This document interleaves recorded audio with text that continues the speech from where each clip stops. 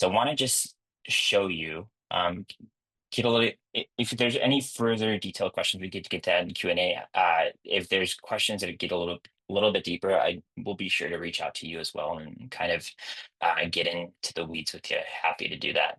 But let me share what a Grafana integration, how easy that could be with Embrace here. So I think I had that up earlier.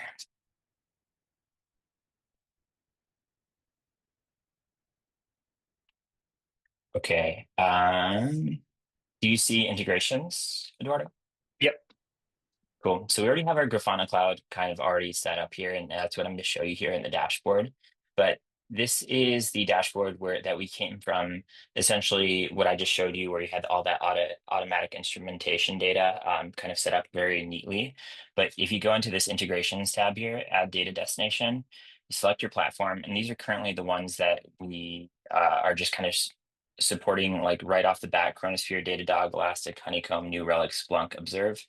And it's just as easy as like if I choose Datadog, you select your specific app that you're trying to export, the API key and the site URL, and you forward your metrics to this destination. When you do that, you set it up on your other end. So for us, it's here in Grafana.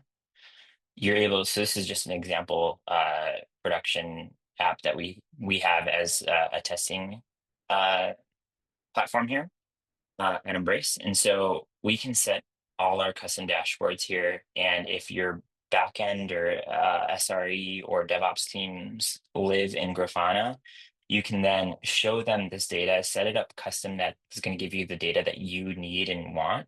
And that's going to make more sense to them, given that they're probably more fluent uh, in Grafana and the dashboard. So you'll be able to see all that stuff, and it's pretty magical as to how easy it is to export it. But not just Grafana, like I said, Honeycomb, New Relic, Datadog, that all works as well.